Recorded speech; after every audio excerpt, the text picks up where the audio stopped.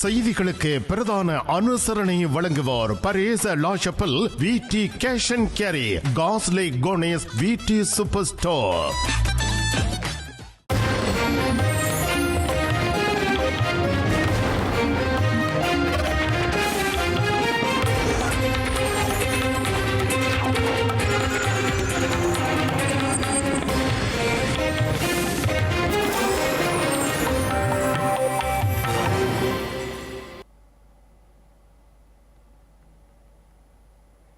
வணக்கம். இது ஐபிசி தமிழின் பிரதான செய்திகள். முதலில் தலைப்புச் செய்திகள். அரசு ஊழியர்களுக்கான சம்பள உயர்வுடன் அனுர அரசாங்கத்தின் வரவு செலவு திட்டம் வடக்கின் அபிவிருத்திக்கும் முன்னுரிமை. மக்களை அச்சுறுத்தும் செயற்பாட்டை நிறுத்துமாறு சஜித் கோரிக்கை. வாக்குறுதிகளை நிறைவேற்ற முடியாத நிலையில் அரசு செயல்படுவதாக விசனம். உள்ளூராட்சி மன்ற தேர்தல் கூட்டணி கட்சிகளுடன் கலந்துரையாடுவதற்கு இலங்கை தமிழரசு கட்சி தீர்மானம். எந்தவொரு சவாலையும் எதிர்கொள்ள தயார் என்கிறார் சீமான். தம்மை பார்த்து திமுக அச்சப்படுவதாகவும் தெரிவிப்பு. உக்ரைன் போர் விவகாரம் ஐரோப்பிய தலைவர்கள் பாரிஸில் அவசர பேச்சு. இனி விரிவான செய்திகள். தேசிய மக்கள் சக்தி அரசாங்கத்தின் முதலாவது செலவு திட்டம் ஸ்ரீலங்கா ஜனாதிபதி அன்றகுமார திசாநாயக்கவினால் நாடாளுமன்றில் இன்று முன்வைக்கப்பட்டுள்ளது. அரசு ஊழியர்கள், முதியோர்கள், மலையக மக்கள், பல்கலைக்கழக மாணவர்கள் என பலருக்கும் நன்மையளிக்கும் வகையில் சலுகைகளுடன் கூடிய வரவு செலவு திட்டம் முன்வைக்கப்பட்டுள்ளது. வரவு செலவு திட்டம் ஊடாக புதிய வரிகள் ஏதும் நடைமுறைப்படுத்தப்படாத நிலையில் திருத்தங்கள் மாத்திரமேயே முன்வைக்கப்பட்டுள்ளன. நாட்டு மக்களை இனி இன, மத, மொழி என்ற அடிப்படையில் பிளவுபடுத்தாது வரவு செலவு திட்டத்தில் உள்ளடக்கம் முறையாக செயல்படுத்தப்படும் என ஜனாதிபதி தனது உரையில் கூறியுள்ளார். 2025ஆம் ஆண்டுக்கான வரவு செலவு திட்டம் முதலாம் வாசிப்புக்காக கடந்த 9ஆம் தேதியன்று பிரதமர் ஹரிணி அமரசூரியவால் நாடாளுமன்றத்துக்கு முன்வைக்கப்பட்ட நிலையில் ஜனாதிபதி நாடாளுமன்றத்தில் வரவு செலவு திட்டத்தினை முன்வைத்துள்ளார். 2028ஆம் ஆண்டளவில் இலங்கை பெற்றுக்கொண்ட கடன்களை செலுத்தக்கூடிய வகையில் பொருளாதாரத்தை பலப்படுத்த வேண்டும் என ஜனாதிபதி தன்னுடைய வரவு செலவு திட்ட உரையில் தெரிவித்திருந்தார். சர்வதேசத்தின் உதவிகளை எதிர்பார்க்காமல் நாடென்ற ரீதியில் முயற்சித்து இந்த கடன்களை செலுத்தும் நிலைக்கு செல்ல வேண்டும் என்றும் அவர் தெரிவித்திருந்தார். அத்துடன் பன்முகப்படுத்தப்பட்ட வரவு செலவு திட்டத்தின் கீழ் ஒவ்வொரு நாடாளுமன்ற உறுப்பினருக்கும் 1 மில்லியன் ரூபாய் நிதி ஒதுக்கப்படும் என நிதியமைச்சரான ஜனாதிபதி அனுரகுமார திசாநாயக்க தெரிவித்தார். நாடாளுமன்ற உறுப்பினர்களின் வாகனங்களுக்கு பணம் ஒதுக்கப்படவில்லை என்றும் அதற்கான அனுமதி பத்திரங்களும் வழங்கப்படவில்லை என்றும் அவர் கூறினார். துறைமுக நெரிசலுக்கு நீண்டகால தீர்வு காண நாட்டில் ஒரு தேசிய தர மேலாண்மை அமைப்பு தேவை என்றும் அந்த இலக்கினை அடைந்து கொள்ள இந்த ஆண்டு 750 மில்லியன் ரூபாய் நிதி ஒதுக்கப்படுவதாகவும் ஜனாதிபதி குறிப்பிட்டார். ஏற்றுமதிகளை விரிவுபடுத்துதல், தேசிய ஏற்றுமதி மேம்பாட்டு திட்டத்தை தயாரித்தல், சகல பிரஜைகளுக்கும் எண்ணியல் அடையாள அட்டை வழங்கும் திட்டத்தை துரிதப்படுத்தல், இலங்கையின் எண்ணியல் பொருளாதாரத்தை 15 பில்லியன் டாலராக அதிகரித்தல், சுற்றுலாத்துறை மேம்பாட்டுக்காக 500 மில்லியன் ரூபாய் நிதி ஒதுக்குதல், ஜப்பான் நாட்டு முதலீட்டுடன் கட்டுநாயக்க விமான நிலையத்தில் 2வது முனையம் நிர்மாணிக்கப்படும் எனவும் ஜனாதிபதி தன்னுடைய வரவு செலவு திட்ட முன்மொழிவில் கூறியுள்ளார். சிறு மற்றும் நடுத்தர தொழில்துறை மேம்பாட்டுக்காக நடப்பு வங்கி கட்டமைப்புடன் அபிவிருத்தி வங்கி ஸ்தாபிக்கப்படும் என்றும் அரச செலவுகள் கட்டம் கட்டமாக குறைக்கப்படுவதுடன் சுங்கச்சட்டம் திருத்தம் செய்யப்படும் என்றும் அவர் கூறினார். அதிக பராமரிப்பு செலவுகளை கொண்டுள்ள சகல அதிசொகுசு அரச வாகனங்களும் எதிர்வரும் மாதம் ஏலத்தில் விடப்படும் என்றும் கொள்கையின் அடிப்படையில் அரச நிறுவனங்கள் கூட்டிணைக்கப்படுவதோடு அரச முயற்சியாண்மைக்கான பரிபாலன சபை ஸ்தாபிக்கப்படும் என்றும் அவர் இதன்போது தெரிவித்தார். கர்ப்பிணி தாய்மார்களுக்கு போசனை உணவு வழங்குவதற்காக 7500 மில்லியன் ரூபாய் நிதி ஒதுக்கீடு செய்யப்பட்டுள்ளதோடு திரிபோசா வழங்கல் சேவைக்காக 5000 மில்லியன் ரூபாய் ஒதுக்கீடு செய்யப்பட்டுள்ளதுடன் மருந்து கொள்வனவு மற்றும் விநியோகத்திற்காக 185 மில்லியன் ரூபாய் நிதி ஒதுக்கீடு செய்யப்பட்டுள்ளதாகவும் ஜனாதிபதி கூறியுள்ளார். குறைந்த வருமானம் பெறுகின்ற சிரேஷ்ட பிரஜைகளுக்கான கொடுப்பனவானது 3000 ரூபாயிலிருந்து 5000 ரூபாயாக அதிகரிக்கப்பட்டுள்ளதாக ஜனாதிபதி அனுரகுமார திசாநாயக்க தெரிவித்துள்ளார். அரச ஊழியர்களின் சம்பளம் 15750 ரூபாவினால் அதிகரிப்பதற்கு வரவு செலவு திட்டத்தில் யோசனை ஒன்று முன்வைக்கப்பட்டுள்ளதாகவும் வருடாந்த சம்பள அதிகரிப்பு 60% அதிகரிக்கப்பட்டுள்ளதாகவும் அவர் குறிப்பிட்டுள்ளார். பொதுச்சேவையில் அத்தியாவசிய வெற்றிடங்களை நிரப்ப 10,000 மில்லியன் ரூபாய் இந்த ஆண்டு முதல் ஒதுக்கப்பட்டுள்ளதோடு இந்த ஆண்டு சம்பள அதிகரிப்புக்கு 110 மில்லியன் ரூபாய் ஒதுக்கீடு உள்ளிட்ட பல யோசனைகள் முன்வைக்கப்பட்டுள்ளன. பெருந்தோட்ட தொழிலாளர்களுக்கு 1,700 ரூபாய் நாளாந்த ஊதியம் வழங்குதல், தனியார் துறை ஊதிய உயர்வை ஏப்ரல் மாதத்தில் இருந்து 27,000 ரூபாவாகவும் அடுத்த ஆண்டு ஜனவரி மாதத்தில் இருந்து 30,000 ரூபாவாகவும் உயர்த்தும் யோசனையும் வரவு செலவு திட்டத்தில் முன்வைக்கப்பட்டுள்ளது. அத்துடன் தோட்ட வீடமைப்பு மற்றும் உட்கட்டமைப்பு மேம்பாட்டுக்காக 4,268 மில்லியன் ரூபாய் நிதி ஒதுக்கீடு செய்யப்பட்டுள்ளது. இதேவேளை அஸ்பெசும நலன்புரி செயற்திட்டத்துக்காக 232.5 பில்லியன் ரூபாய் நிதி ஒதுக்கீடு செய்யப்பட்டுள்ளதுடன் புதிதாக 2,80,000 பயனாளர்களை இணைத்துக் கொள்ள எதிர்பார்ப்பதாக ஜனாதிபதி அனுரகுமார திசாநாயக்க குறிப்பிட்டுள்ளார். ஸ்ரீலங்கா ஜனாதிபதி அனுரகுமார திசாநாயக்க தலைமையிலான அரசாங்கத்தின் முதலாவது வரவு செலவு திட்டம் இன்று முன்வைக்கப்பட்ட நிலையில் வடக்கு கிழக்கின் அபிவிருத்திக்கு முன்னுரிமை அளிக்கப்பட்டுள்ளமை உற்றுநோக்கலை ஏற்படுத்தியுள்ளது. அதே நேரம் திருகோணமலையில் உள்ள 61 எண்ணெய் தாங்கிகள் சர்வதேச சமூகத்துடன் இணைந்து அபிவிருத்தி செய்ய நடவடிக்கை எடுக்கப்படும் என்றும் ஜனாதிபதி கூறியுள்ளார். ஜாழ் பொது நூலகம் ஐக்கிய தேசிய கட்சியினால் தீக்கிரையாக்கப்பட்ட நிலையில் அந்த நூலக அபிவிருத்திக்காக 100 மில்லியன் ரூபாய் வரவு செலவு திட்டத்தினூடாக ஒதுக்கீடு செய்யப்பட்டுள்ளதாக ஜனாதிபதி அனுரகுமார திசாநாயக்க அறிவித்துள்ளார். வடக்கு மாகாணத்தில் தெங்கு பயிற்சிகைக்காக 500 மில்லியன் ரூபாய் ஒதுக்கீடு செய்யப்பட்டுள்ளதாகவும் அவர் கூறியுள்ளார். மேலும் வட்டுவாகல் பால கட்டுமான பணிகளுக்காக 1000 மில்லியன் ரூபாய் நிதி ஒதுக்கப்படும் என்றும் ஜனாதிபதி அனுரகுமார திசாநாயக்க தெரிவித்தார். வடக்கு மாகாணத்தில் கிராமப்புற வீதிகள் மற்றும் பாலங்களை புனரமைத்துக் கொள்வதற்கு 5,000 மில்லியன் ரூபாய் நிதி ஒதுக்கப்படும் என்றும் அவர் இதன்போது தெரிவித்தார். வடக்கு கிழக்கு மாகாணங்களில் யுத்தத்தினால் இடம்பெயர்ந்த மக்களின் மீள்குடியேற்றம் மற்றும் வீட்டு நிர்மாண பணிகளுக்கு 7,500 மில்லியன் ரூபாய் நிதி ஒதுக்கீடு செய்யப்பட்டுள்ளதாகவும் ஜனாதிபதி அனுரகுமார திசாநாயக்க மேலும் தெரிவித்துள்ளார். இதேவேளை 2025ஆம் ஆண்டுக்கான வரவு செலவு திட்டம் இன்று ஸ்ரீலங்கா நாடாளுமன்றத்தில் முன்வைக்கப்பட்டுள்ள நிலையில் எதிர்க்கட்சித் தலைவர் சஜித் பிரேமதாச மற்றும் எதிர்க்கட்சியை பிரதிநிதித்துவப்படுத்தும் உறுப்பினர்களுக்கு இடையில் விசேட கலந்துரையாடல் இடம்பெற்றுள்ளது. 2025ஆம் ஆண்டுக்கான வரவு செலவு திட்டம் தொடர்பில் கலந்துரையாடும் வகையில் எதிர்க்கட்சித் தலைவர் சஜித் பிரேமதாச தலைமையில் எதிர்க்கட்சியை பிரதிநிதித்துவப்படுத்தும் கட்சித் தலைவர்களும் எதிர்க்கட்சி நாடாளுமன்ற உறுப்பினர்களும் இன்று காலை நாடாளுமன்றத்தில் கூடி கலந்துரையாடியுள்ளனர். இந்த விசேட கூட்டத்தில் வரவு செலவு திட்டம் மற்றும் எதிர்வரும் உள்ளூராட்சி மன்ற தேர்தல்கள் குறித்து கலந்துரையாடப்பட்டது. அரசாங்க தேர்தல் மேடையில் வழங்கிய வாக்குறுதிகளை இந்த வருட வரவு செலவு திட்டத்தின் ஊடாக நிறைவேற்றியுள்ளதா என்பது தொடர்பில் அவதானம் செலுத்தப்பட வேண்டும் என்றும் மக்களுக்கு தேவையான நிவாரணங்களை பெற்றுக் கொடுப்பதற்கு அரசாங்கத்திற்கு உந்துதல் அளிக்க வேண்டும் என்றும் எதிர்க்கட்சித் தலைவர் சஜித் பிரேமதாச இங்கு தெரிவித்தார். கலந்துரையாடலில் மனோ கணேசன், ரவுப் ஹக்கீம், ராசமாணிக்கம் சாணக்கியன், கயந்த கருணாதிலக்க, ரோஹித அபேகுணவர்த்தன, அனுராதா ஜெயரத்ன, எஸ் ஸ்ரீதரன், கஜேந்திரகுமார் பொன்னம்பலம், வியாஸ்ரீ ஜெயசேகர, ரஞ்சித் மத்ம பண்டார, டி ராதாகிருஷ்ணன், பத்மநாதன் சத்தியலிங்கம், ஜேசி அலவத்துவல, சாமர சம்பத் தசநாயக்க, ரவி கருணாநாயக்க, டி வி சாணக்க, காதிர் மஸ்தான், முகமது இஸ்மாயில் முத்து முகமது ஆகியோர் கலந்து கொண்டனர்.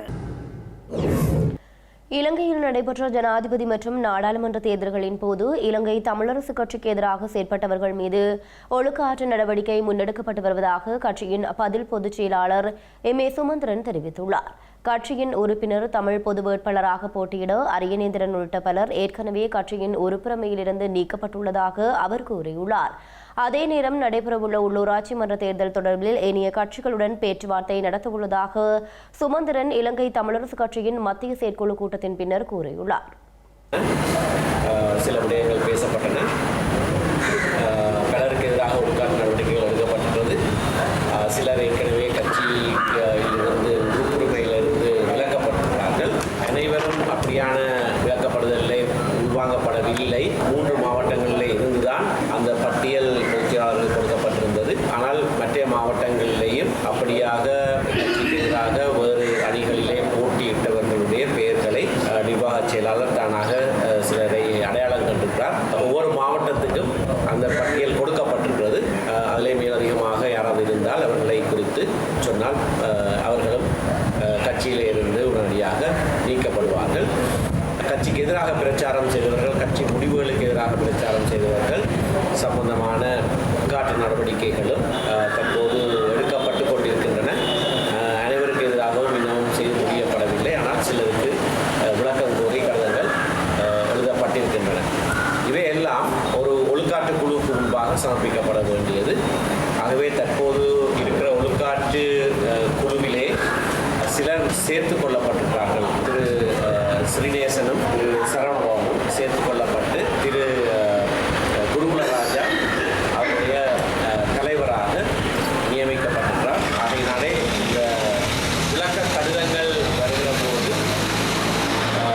அவர்களுக்கு எதிராக சாட்டப்பட்ட குற்றச்சாட்டுகளும் அவர்கள் கொடுக்கிற விளக்கங்களும் அந்த ஒழுக்காட்டு குழுவுக்கு மாறப்படுத்தப்பட்டு அடுத்த நடவடிக்கைகள் எடுக்கப்படும். நாங்கள் ஒரு தடவை சொன்னால் அதுதான் செய்யும். அவரை நீக்கியா அவர் சொல்கிறாருன்னு சொல்லி எங்கள்கிட்ட கேட்டால் நாங்கள் அதுக்கு பதில் சொல்லிடலாம். இல்லை அவர் கடிதம் கிடைக்கலன்னு சொல்லுவோம். அவர் எங்களுக்கு சொல்லலையே. அவர் ஊராக போய் அப்படி சொல்லி கொண்டு திரிகிறதால எந்த பிரயோசனமும் இல்லை. அவர் கட்சியிலிருந்து நீக்கப்பட்டு விட்டார். ஒவ்வொரு தேர்தல் முறைமையை அனுசரித்து தான் நாங்கள் இந்த தீர்மானங்கள் எடுக்க வேண்டும். நாங்கள் ஒற்றுமையாகத்தான் தனித்து போட்டியிடுகிற தீர்மானத்தை எடுத்தோம். தனித்து போட்டியிட்டால்தான் பிறகு ஒற்றுமையாக சேர்ந்து ஆட்சி அமைக்கக்கூடிய சூழ்நிலை இருக்கிறது உள்ளூராட்சி சபை தேர்தல் சட்டத்தின் அடிப்படையில். ஆகையானால் தான் இன்றைக்கும் நாங்கள் அதை குறித்து எடுத்த தீர்மானம். அந்த கட்சிகளோடு நாங்கள் தேர்தலுக்கு முன்னதாகவே பேசி ஒரு புரிந்துணர்வை ஏற்படுத்துவோம். ஆனால் தொழில்நுட்ப ரீதியிலே எந்தெந்த இடங்களிலே ஒரு கட்சியாக போட்டியிடுவதா அல்லது 2-3 கட்சிகளாக போட்டியிட்டு பிறகு ஒன்றாகுவதா என்பது பற்றி அது அந்தந்த சூழ்நிலைக்கு ஏற்ப நாங்கள் முடிவுகளை எடுப்போம். மக்களுக்கு வழங்கிய வாக்குறுதிகளை நிறைவேற்ற முடியாத ஸ்ரீலங்கா அரசாங்கம் தம்மை விமர்சிக்கும் மக்களை அச்சுறுத்தி அவர்களது வாய்களை மூட செய்ய தமது பிரதேச மட்ட பிரதிநிதிகளை களமிறக்கியுள்ளதாக ஸ்ரீலங்கா எதிர்க்கட்சித் தலைவர் சஜித் பிரேமதாச தெரிவித்துள்ளார். மாத்தளையைச் சேர்ந்த நபர் ஒருவரை மக்கள் விடுதலை முன்னணி உறுப்பினர் ஒருவர் அச்சுறுத்திய சம்பவம் தொடர்பில் களனி பிரதேசத்தில் நடைபெற்ற மக்கள் சந்திப்பில் கலந்து கொண்டு உரையாற்றிய போதே எதிர்க்கட்சித் தலைவர் சஜித் பிரேமதாச இதனை தெரிவித்துள்ளார். ஸ்ரீலங்காவின் தற்போதைய அரசாங்கம் என்னவாறான பொய்களை எல்லாம் கூற முடியுமோ எல்லா பொய்களையும் கூறி மக்களை ஏமாற்றுகிறது, மக்களை ஏமாற்றமடைய செய்கிறது. சொன்னதை செய்ய முடியாமல் அரசாங்கத்தை விமர்சிக்கும் தரப்பினரை அச்சுறுத்துகிறது. அரசியலமைப்பு பேச்சு மற்றும் கருத்து சுதந்திரத்தையும் தாம் விரும்பும் அரசியல் கருத்தை கொண்டிருப்பதற்கான சுதந்திரத்தையும் வழங்குகிறது. இது இந்த நாட்டில் காணப்படும் மனித உரிமையாகும். இந்த அரசாங்கம் இதையும் மீறி நடந்து கொள்கிறது. மாத்தளை மாவட்டத்தின் எடபத்தை பிரதேசத்தைச் சேர்ந்த பிரஜையொருவர் தன்னுடைய கருத்துக்களை முகநூலூடாக வெளிப்படுத்திய போது அரசாங்கத்தையும் மக்கள் விடுதலை முன்னணியையும் சேர்ந்த ஒருவர் வீடு சென்று அரசாங்கத்தை விமர்சிப்பதை நிறுத்துமாறு அழுத்தம் கொடுத்திருக்கிறார். அரசாங்கம் வழங்கிய வாக்குறுதிகளை நிறைவேற்ற முடியாத வேளையில் பேச்சு சுதந்திரத்தை மறுக்கும் வகையில் வீடு வீடாக செல்லும் வேலை திட்டத்தை அரசாங்கம் தற்போது முன்னெடுத்து வருகிறது. இந்த நாட்டில் உள்ள 220 லட்சம் மக்களும் எவருக்கும் அஞ்சாமல் சுதந்திரமாக தங்களுடைய கருத்துக்களை வெளியிடும் உரிமை அவர்களுக்கு இருக்கிறது. குடிமக்களின் ஜனநாயக உரிமைகளை பாதுகாக்க ஐக்கிய மக்கள் சக்தியும் ஐக்கிய மக்கள் கூட்டணியும் முன்னிற்கும். பேச்சு சுதந்திரமும் கருத்து சுதந்திரமும் என்பது தனி மனிதனுடைய உரிமைகளாகும். அதில் யாரும் அழுத்தம் பிரயோகிக்க முடியாது. ஸ்ரீலங்காவின் தற்போதைய அரசாங்கமானது சாரதி அனுமதி பத்திரமின்றி வாகனம் செலுத்த பழக்கிக் கொண்டிருப்பதாக இலங்கை தமிழரசு கட்சியின் மட்டக்களப்பு மாவட்ட நாடாளுமன்ற உறுப்பினர் ரசானகையன் குற்றம் சுமத்தியுள்ளார். கடந்த அரசாங்க ஆட்சி காலங்களில் இடம்பெற்ற மோசடிகளை வெளிப்படுத்துவதுடன் வெளிநாடுகளில் மறைத்து வைக்கப்பட்டுள்ள பணத்தையும் நாட்டுக்கு மீண்டும் கொண்டுவர வேண்டும் என மக்கள் எதிர்பார்க்கின்ற போதிலும் எந்த ஒரு விடயத்தையும் அரசாங்கம் இதுவரை பூர்த்தி செய்யவில்லை என மட்டக்களப்பில் நடைபெற்ற நிகழ்வு ஒன்றில் அவர் குறிப்பிட்டுள்ளார். அதே மாதிரிதான் இந்த அரசாங்கம் ஏர்போர்ட் போடாமலே ஏர்போர்ட் போட்ட மாதிரி பழகி கொண்டிருக்கிறாங்க. பாராளுமன்றத்திலே எங்களுடைய மக்கள் மட்டக்களப்பு மாவட்ட மக்கள் அவர்களுக்கு வாக்களிக்கவில்லை. ஆனால் ஏனைய 21 தேர்தல் மாவட்டத்தில் இருக்கும் மக்கள் அவர்கள் வாக்களித்திருந்தார்கள். எத்தனையோ நம்பிக்கைகளை கொடுத்திருந்தார்கள். இன்று காலையிலே கூட வெயிலில்லாத பிரதேசத்திலே ஒரு புதிதாக மதுபான சாலை திறக்கப்படாது என்று சொல்லி ஆர்ப்பாட்டம் சென்றிருந்தோம். மக்கள் இந்த அரசாங்கத்துக்கு செய்வதை வாக்களிக்கும் பொழுது பல விடயங்களை இந்த அரசாங்கம் செய்யும் என்று நம்பிக்கையை தான் வாக்களித்தார்கள். மக்கள் வாக்களித்த பொழுது அரசு ஊழியர்களுக்கு அனைத்து 20,000 கூட தருவோம் என்று சொன்ன பொழுது அதை விட்டு இருக்கிற மக்கள் வாக்களித்தார்கள். பட்டியலை இருக்கிறார்கள். காசு அங்கு அவர் கலவெடுத்தவர், இவர் கலவெடுத்தவர். மக்கள் எதிர்பார்ப்பதில்லை. கலவெடுத்த காசு போட்டு கொடுத்தவர் பட்டியலை தியாகம் செய்கிறது. கொலை செய்தவரை குடிப்படன்னு சொன்னார்கள். ஆனால் இன்று தமிழ் மக்கள் சார்ந்தவருடையதாக இருக்கட்டும், முழு இலங்கையிலே மக்களை திருப்திப்படுத்தக்கூடியதாக இருக்கட்டும், இந்த எல்லோரு விடயமும் இந்த அரசாங்கம் இந்தோனேசிய கடற்படைக்கு சொந்தமான கிரிபங் டோமோ 357 என்ற போர்க்கப்பல் கொழும்பு துறைமுகத்தை சென்றடைந்துள்ளது. குறித்த கப்பலை ஸ்ரீலங்கா கடற்படையினர் கடற்படை மரபுகளுக்கு ஏற்ப வரவேற்றுள்ளனர். இந்தோனேசிய கடற்படைக்கு சொந்தமான கிரிபங் டோமா 357 என்ற போர்க்கப்பல் நல்லிணக்க பயணம் மேற்கொண்டு கொழும்பு துறைமுகத்தை நேற்று சென்றடைந்துள்ளது. 95 மீட்டர் நீளம் கொண்ட குறித்த போர்க்கப்பலில் 111 உறுப்பினர்கள் பயணித்துள்ளனர். இந்த போர்க்கப்பல் நாட்டில் தங்கியிருக்கும் காலப்பகுதியில் அதன் பணியாளர்கள் கொழும்பில் உள்ள சுற்றுலா தலங்களை பார்வையிட உள்ளனர். யாழ்ப்பாணம் வேலணை செட்டிப்புலம் பகுதியைச் சேர்ந்த 9 வயது சிறுவன் ஒருவன் தொலைக்காட்சி பார்ப்பதற்காக மின் இணைப்பை ஏற்படுத்த முற்பட்ட போது மின்சாரம் தாக்கி உயிரிழந்துள்ளார். குறித்த சம்பவம் தொடர்பிலான விசாரணைகளை ஊர்காவல்துறை காவல்துறையினர் முன்னெடுத்து வருகின்றனர். யாழ்ப்பாணம் வேலணை செட்டிப்புலம் 1ஆம் வட்டாரத்தைச் சேர்ந்த 9 வயதுடைய சந்திரகாசன் கனிஷ்டன் என்கின்ற சிறுவனை மின்சாரம் தாக்கி உயிரிழந்துள்ளார். குறித்த சிறுவன் தாயார் அயலிலுள்ள உறவினர் வீட்டுக்கு சென்றிருந்த நிலையில் சிறுவன் வீட்டில் தனிமையாக இருந்துள்ளார். இதன்போது தொலைக்காட்சி பார்ப்பதற்காக மின் இணைப்பை ஏற்படுத்த முற்பட்ட வேளை மின்சாரம் தாக்கியதாக கூறப்படுகின்றது. வீட்டிற்கு வந்த தாயார் சிறுவனை சிகிச்சைகளுக்காக வேலணை வைத்தியசாலைக்கு எடுத்துச் சென்ற போது வைத்தியசாலைக்கு கொண்டு செல்லும் வழியிலேயே சிறுவன் உயிரிழந்துள்ளார். சிறுவனின் உடல் கூற்று பரிசோதனைகளுக்காக யாழ் போதனா வைத்தியசாலைக்கு அனுப்பி வைக்கப்பட்டுள்ளதுடன் சம்பவம் தொடர்பில் ஊர்காவல்துறை காவல்துறையினர் மேலதிக விசாரணைகளை மேற்கொண்டு வருகின்றனர். மட்டக்களப்பு பட்டிருப்பு தொகுதியின் வர்த்தக கேந்திர நிலையமாக விளங்கும் களுவாஞ்சிக்குடி நகரில் அமைந்துள்ள சந்தை தொகுதி அடிப்படை வசதிகளற்ற நிலையில் துர்நாற்றம் வீசி வருவதாகவும் சந்தை தொகுதியை சுற்றி காணப்படும் வடிகான்கள் அழுக்கடைந்த துர்நாற்றம் வீசி வருவதாகவும் அந்த பகுதியின் வியாபார நடவடிக்கைகளில் ஈடுபட்டு வரும் வர்த்தகர்கள் தெரிவித்துள்ளனர். இதனால் சந்தைக்கு பொருட்களை கொள்வனவு செய்ய வரும் பொதுமக்களும் தாமும் பல்வேறு சிரமங்களை எதிர்கொண்டு வருவதாகவும் அவர்கள் தெரிவித்துள்ளனர். குறித்த விடயம் தொடர்பில் சம்பந்தப்பட்ட அதிகாரிகளுக்கு தெரியப்படுத்தியும் எந்தவித நடவடிக்கைகளும் மேற்கொள்ளவில்லை எனவும் அவர்கள் தெரிவித்துள்ளனர். கட்டடங்கள் அமைக்கப்பட்டு அந்த கட்டடங்கள் நடந்து ஓடி, ஆனால் அந்த கட்டடத்துக்குரிய வழிபோக்களில் எந்த வழியால் வரணும் எந்த வழியால் போகணுன்றது இல்லை. ஒழுங்கான கேட்டு இல்லை, ஒழுங்கான வழி இல்லை, ஒழுங்கான மார்க்கெட் நாயும் மாடும் இப்படியாக தான் இருக்குது. இந்த அசோரியங்கள் மழை பெஞ்சா அசோரியங்கள் இதில் ஒரு கெப்பனிக்கார பெண்ணு கூட சரிக்கு விழுந்துட்டாங்க.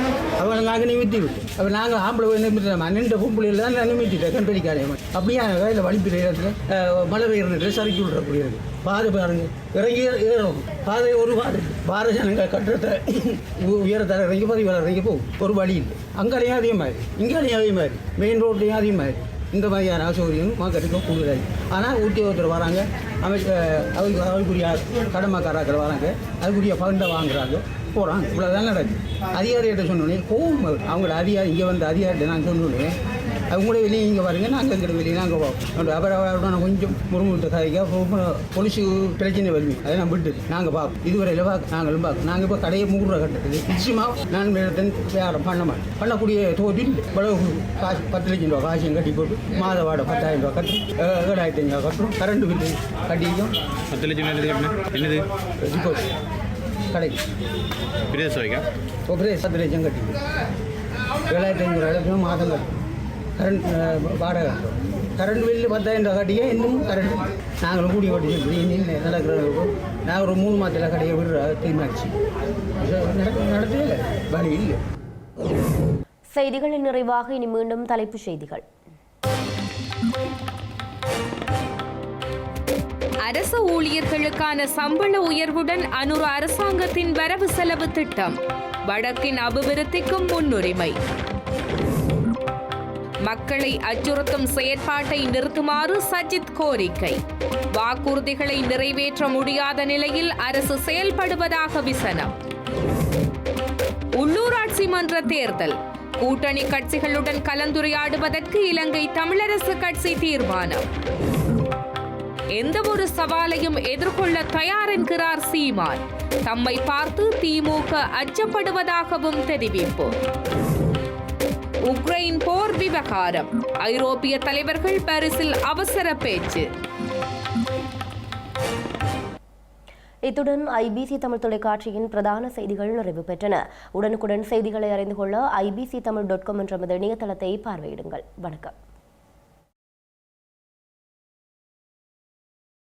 இல்லத்தரசிகள் எப்பொழுதும் உச்சரிக்கும் பெயர்கள் விடி கேஷ் அண்ட் கேரி, விடி சூப்பர் ஸ்டோர். இல்லங்கள் தோறும் சுவையான உணவு வகைகள் தயாரிக்க தேவையான அனைத்து பொருட்களும் ஓரிடத்தில் ஒரே நேரத்தில் தெரிவு செய்யலாம். சமையல் அறைக்கு தேவையான சமையல் பாத்திரங்கள், கிரைண்டர், மிக்சர், மரக்கறி வகைகள், கடல் உணவுகள், அரிசி முதல் அத்தனை தானிய வகைகளும் மலிவு விலைகளில் கிடைக்கின்றன. விஜயம் செய்யுங்கள். விடி கேஷ் அண்ட் கேரி, 11-15 ரோக்காய், Paris 10, La Chapelle. VT super store, காஸ்லே கோனேஸ்.